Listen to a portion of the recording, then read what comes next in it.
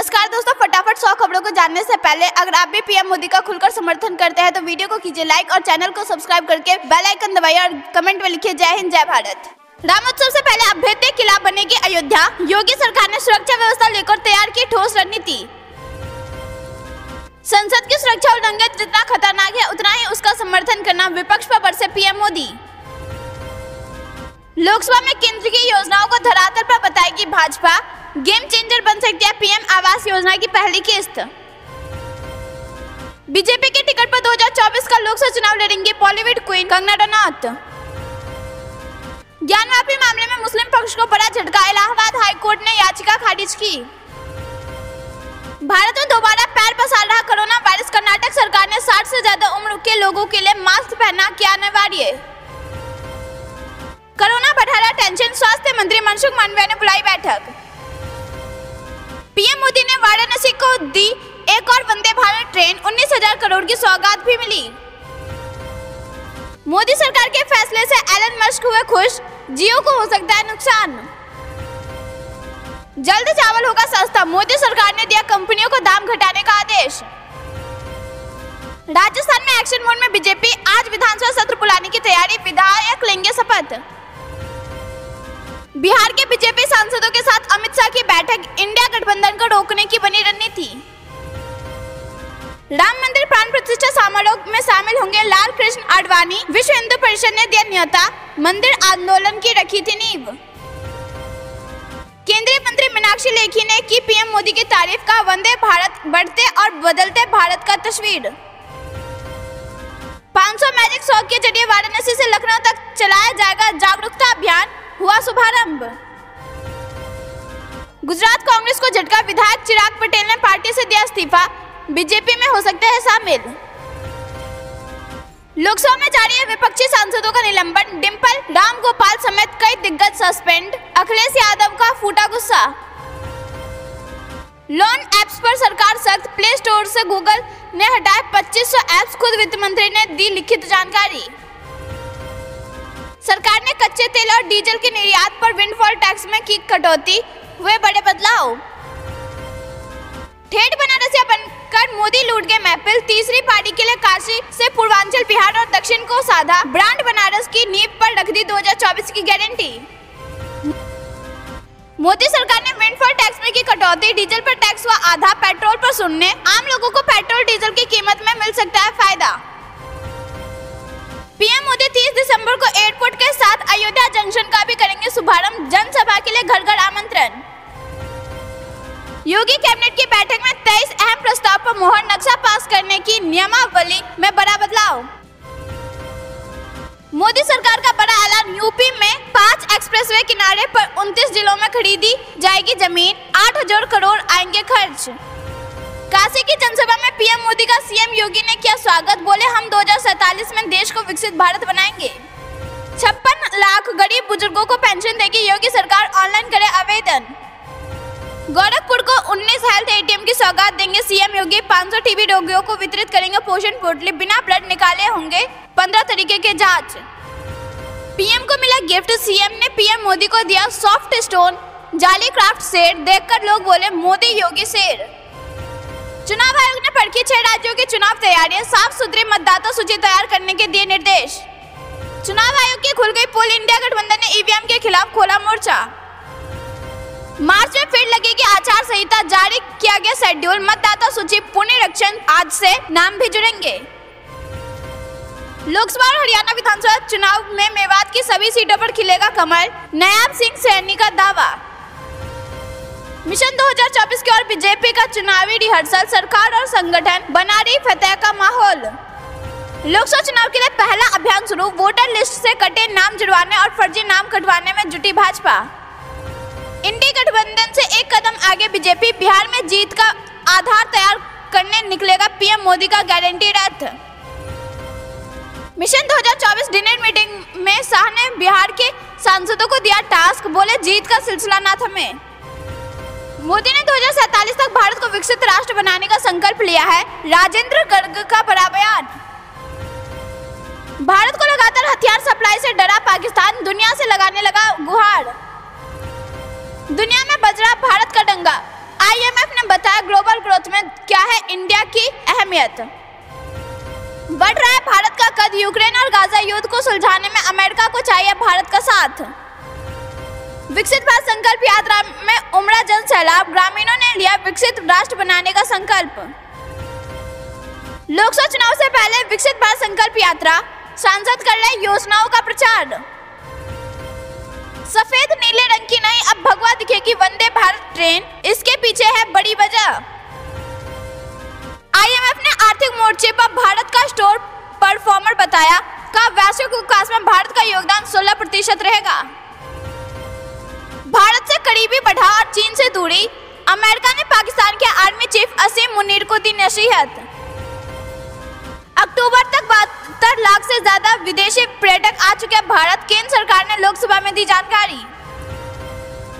दाऊद इब्राहिम को भारत को लौटा दो, मुंह में दही जमाने से काम नहीं चलेगा, ISI पर जमकर भड़के पाकिस्तानी। उत्तर भारत में शीतलहर, कश्मीर और हिमाचल में जमने लगे झरने तालाब, तापमान में तेज गिरावट जारी। पार्टी जो तय करेगी वह काम करूंगा, बीजेपी अध्यक्ष नड्डा से मुलाकात के बाद आया शिवराज सिंह का बयान। 24 घंटे में 5 मौत, 335 नए केस। केरल में नया सब वेरिएंट, भारत से सिंगापुर तक फिर डरा रहा कोरोना। वंदे भारत के संचालन से यात्रियों में खुशी का लहर, कहा अब प्राचीन नहीं रही काशी नगरी, वीर अब्दुल हमीद के ग्रैंडसन ने भी सराहा। जासूसी जहाज भेजने की गुजारिश पर श्रीलंका की मनाही, पड़ोसी ने भारत के इशारे पर ड्रैगन को दिया झटका। चीन या पाकिस्तान भारत पर हवाई हमला सोच भी नहीं सकते, अगले साल और QRSAM मिसाइल तैनात होंगी। प्रवासियों ने भारत में जमकर भेजा पैसा, दुनिया में पहुंचा टॉप पर, $125 अरब भेज दिया स्वदेश। कोई नहीं है टक्कर में चीन से 2.5 गुना रिमिटेंस आया भारत, ड्रैगन तीसरे नंबर पर खिसका। हम भारत के हर सुझाव का स्वागत करते हैं, अमेरिका को भी है यकीन, दुनिया की जंगों को रोक सकती है मोदी सरकार। भवानी मंडी में भारत विकसित भारत केंद्र सरकार की योजना बारे में बताया, मातृवंदन योजना के तहत हुई गोद भराई। दिल्ली में रैपिड ट्रेन को लेकर आया बड़ा अपडेट, भारत सरकार को $25 करोड़ का लोन देगा ADB। भारत सरकार की मेरा भारत पोर्टल हुई लॉन्च, करे रजिस्ट्रेशन और उठाए लाभ। दोस्तों अगर आप ऐसा मानते हैं कि 2024 के लोकसभा चुनाव में बीजेपी लगाएगी हैट्रिक और फिर से बनेगी मोदी सरकार, तो वीडियो को कीजिए लाइक और कमेंट में लिखिए जय हिंद। भारत सरकार और एशियाई विकास बैंक ने Delhi Meerut regional rapid transit system corridor के लिए 37 बिलियन जापानी येन के ऋण पर हस्ताक्षर किए। भूपेंद्र यादव ने की केंद्र सरकार की तारीफ, का PM मोदी के नेतृत्व में वैश्विक स्तर पर बढ़ा भारत का कद। वाईफाई से नहीं होगी घर में जासूसी, आया भारत का अपना स्वदेशी भार OS। रिलायंस सहित कई ऑनलाइन कंपनियों के 4% तक चढ़ गए शेयर, केंद्र सरकार के फैसले से निवेशक दिखे खुश। 70% शहरी परिवारों को मिल रहा साफ पेयजल, केंद्र सरकार का दावा, 42% शहरी घर सीवरेज से जुड़े। 5000 अमेरिकी डायमंड से बना राम मंदिर नेकलेस, 2 किलो चांदी भी लगी, सूरत के हीरा व्यापारी राम मंदिर को गिफ्ट करेंगे। अयोध्या में रामलला की प्राण प्रतिष्ठा के बाद 48 दिनों का होगी मंडल पूजा। 62,000 के नीचे आया सोना, चांदी 599 रुपए सस्ती होकर 73,674 रुपए किलो पर आई, कैरेट के हिसाब से दिखे गोल्ड की कीमत। चीन में भूकंप से 116 लोगों की मौत, 6.1 तीव्रता के झटके से जब मलबे का ढेर बन गई ऊंची ऊंची इमारतें। अमेरिका ने की हूथियों को करारा जवाब देने की तैयारी, लाल सागर में लॉन्च किया ग्लोबल मिशन। डिम्पल यादव, शशि थरूर, कार्ति चिदम्बरम, मनीष तिवारी समेत 49 सांसद लोकसभा से निलंबित, स्पीकर ने फिर की बड़ी कार्रवाई। संसद सुरक्षा चूक केस में दिल्ली पुलिस का एक्शन, मेटा को खत लिख के डिमांड, गूगल पे पेटीएम से भी संपर्क। राजस्थान में फिर चौंका सकती है बीजेपी, अब मंत्रिमंडल को लेकर सामने आई बड़ी जानकारी। राज्यसभा में विपक्ष के आधे सांसद सस्पेंड, लोकसभा में 1/3। सरकार CRPC अमेंडमेंट समेत आज लाने वाली है कई बिल। CM धामी ने कहा तराई के विकास में सिख समुदाय का बड़ा योगदान, स्मृति स्थल के निर्माण की भी घोषणा की। लोकसभा चुनाव से पहले बीजेपी का बड़ा कदम, शिवराज सिंह चौहान एवं वसुंधरा से मिलेगा शीर्ष नेतृत्व। जो राम का नहीं वो किसी काम का नहीं। निरहुआ ने पटना में किया अखिलेश और तेजस्वी पर कटाक्ष। राहुल गांधी ने बनाया वीडियो, भड़के उपराष्ट्रपति ने सदन में लगाई फटकार, बोले उन्हें सद्बुद्धि आए। जम्मू कश्मीर पुनर्गठन और केंद्र शासित प्रदेश सरकार विधेयक 2023 संसद में पारित। अयोध्या में प्राण प्रतिष्ठा समारोह में 50 परंपराओं के संतों समेत 13 अखाड़े के प्रमुख आएंगे। 16 जनवरी से शुरू होगा पूजन। जम्मू कश्मीर के रोहिंग्या नागरिकों पर पुलिस की बड़ी कार्रवाई, एक साथ कई स्थानों पर की छापेमारी। यूपी के देश विरोधी गतिविधियों पर DSOU रखेगा नजर, कभी भिखारी तो कभी रिक्शे वाले बनकर अधिकारी जुटाएंगे जानकारी। हरिद्वार के हरिहर आश्रम में 24 दिसंबर को आ रहे संघ प्रमुख मोहन भागवत। आज रथ में 28 घोड़े हैं, लेकिन रथ का कोई सारथी नहीं है। इंडिया गठबंधन पर शिवसेना का सवाल। विश्व हिंदू परिषद ने कहा ज्ञानवापी मामले को 6 महीने में निपटाना स्वागत, मुस्लिम पक्ष को दी सलाह। तमिलनाडु में भारी बारिश ने मचाई तबाही, ट्रेनों में फंसे 500 से अधिक यात्री, मदद के लिए आगे आई भारतीय सेना। उपभोक्ताओं को अनचाहे कॉल से अब मिलेगी मुक्ति, बिना इजाजत प्रमोशनल कॉल पर लगेगा भारी जुर्माना। विदेश मंत्री एस जयशंकर आएंगे रूस, पीएम मोदी और पुतिन की बैठक में तय एजेंडे पर होगी बातचीत। पीएम श्री स्कूलों के लिए दिल्ली एवं 5 राज्यों में नहीं किए MOU पर हस्ताक्षर, पंजाब ने वापस लेने का दिया प्रस्ताव। मणिपुर जाति हिंसा के पीछे ड्रग माफिया और अवैध प्रवासी, सीएम बीरेंद्र सिंह ने किया बड़ा दावा। अर्थव्यवस्था और पारिस्थितिक एक साथ कैसे चलती है हम दुनिया को दिखाएंगे, केंद्रीय मंत्री भूपेंद्र सिंह ने की खास बातचीत। जानते हैं कुछ खबरों को विस्तार से, उससे पहले वीडियो को लाइक करके चैनल को सब्सक्राइब करें और कमेंट में लिखिए जय हिंद। रामोत्सव से पहले अभ्युदय किला बनेगी अयोध्या, योगी सरकार ने सुरक्षा व्यवस्था को लेकर तैयार की ठोस रणनीति। जी हाँ दोस्तों, राम मंदिर प्राण प्रतिष्ठा को लेकर योगी सरकार ने सुरक्षा व्यवस्था का पूरा खाका तैयार कर लिया है। आईजी प्रवीण कुमार ने बताया कि अयोध्या पहले से ही संवेदनशील क्षेत्र रही है। सुरक्षा योजना की दृष्टि से हमारे पास CRPF, BSSF, PAC और सिविल पुलिस मौजूद है। नई तकनीक का समावेश किया गया है। श्रद्धालु के आगमन के मद्देनजर सुरक्षा की गई है। उन्होंने बताया कि जल्द ही राम मंदिर के लिए नई सुरक्षा योजना लागू होगी, जिसके तहत कोई भी व्यक्ति बगैर जांच पड़ताल के मंदिर के आसपास भी नहीं भटक सकेगा। आईजी के अनुसार जगह जगह चेकिंग पॉइंट बनाए जाएंगे।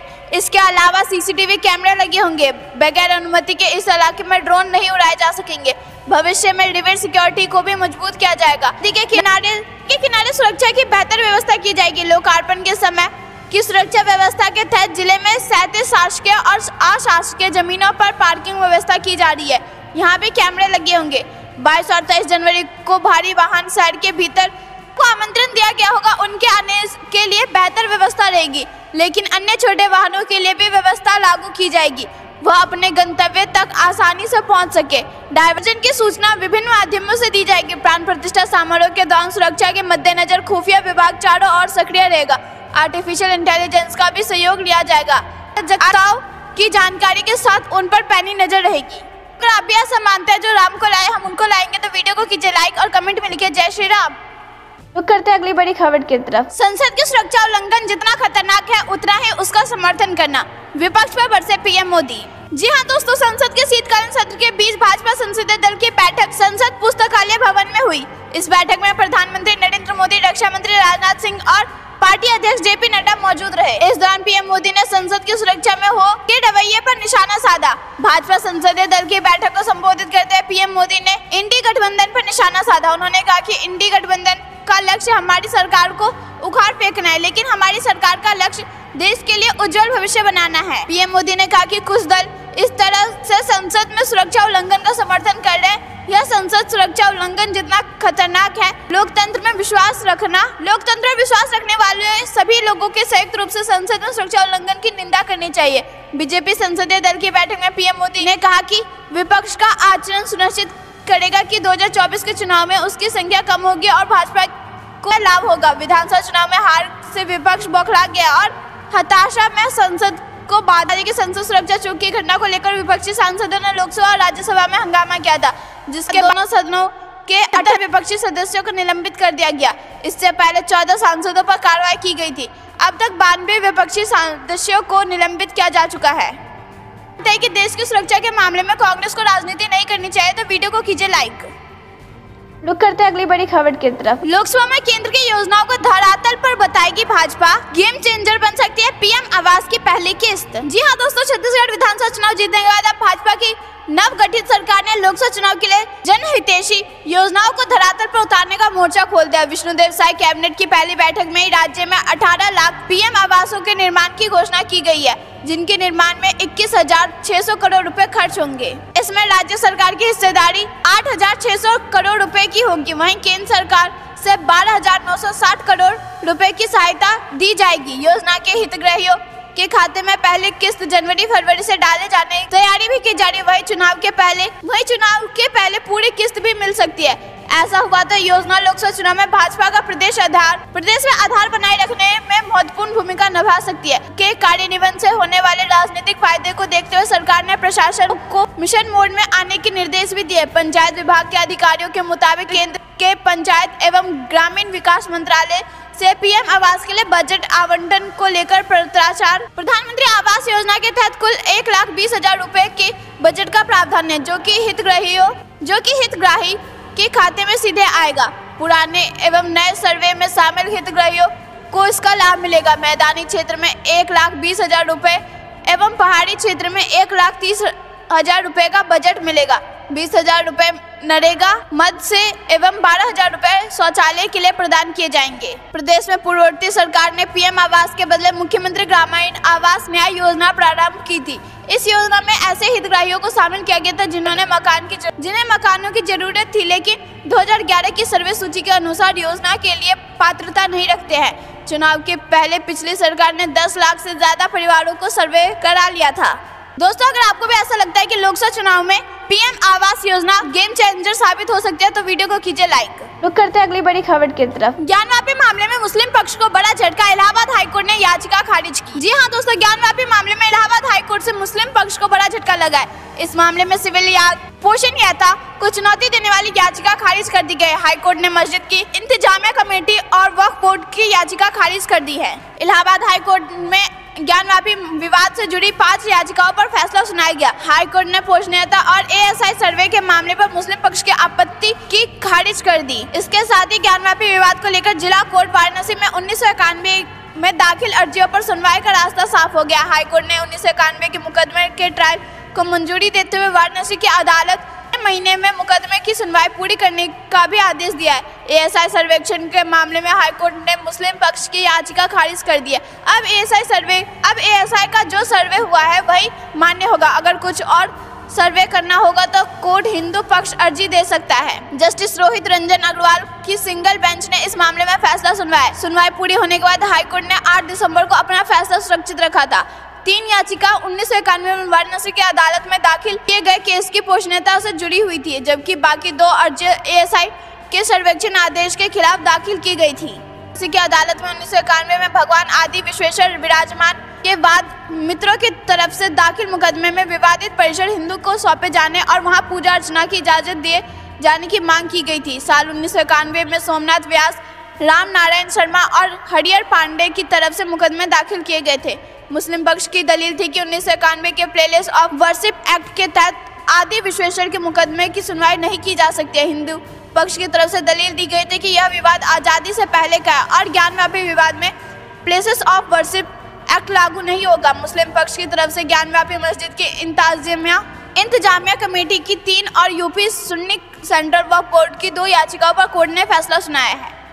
रुक करते हैं अगली बड़ी खबर की तरफ। भारत में दोबारा पैर पसार रहा कोरोना वायरस। कर्नाटक सरकार ने 60 से ज्यादा उम्र के लोगों के लिए मास्क पहनना क्या अनिवार्य। जी हां दोस्तों, दुनिया भर में कोरोना वायरस एक बार फिर अपने पैर पसार रहा है। भारत में रविवार को कोविड के 300 से ज्यादा नए केस सामने आए हैं। वहीं संक्रमण के चलते 5 लोगों की मौत हुई। सोमवार को देश में कोरोना संक्रमण के 260 नए मामले सामने आए। हाल ही में सामने आए कोरोना का नया वेरिएंट भी चिंता का विषय बना हुआ है। एक्सपर्ट का कहना है कि JN.1 स्ट्रेन पहले से ही वेरिएंट से कई ज्यादा खतरनाक हो सकता है। भारत में केरला JN.1 वेरिएंट का पहला मामला सामने आया है। पड़ोसी राज्य केरल में एक बार फिर कोविड के मामलों में बढ़ोतरी के साथ ही वायरस के एक सब वेरिएंट का पता चलने के बाद कर्नाटक सरकार ने 60 साल की उम्र में से ज्यादा लोगों के लिए और अन्य गंभीर बीमारियों से पीड़ित लोगों के लिए फेस मास्क पहनना अनिवार्य कर दिया। इसके अलावा बुखार, सर्दी और खांसी के लक्षणों वाले व्यक्तियों को भी अनिवार्य रूप से मास्क पहनना आवश्यक है। दोस्तों, ये थी दिन भर की सारी जरूरी और बड़ी खबर। अंत तक बने रहने के लिए बहुत बहुत धन्यवाद। जाने से पहले वीडियो को लाइक और चैनल को सब्सक्राइब करके बेल आइकन दबाइए और कमेंट में लिखिए जय हिंद।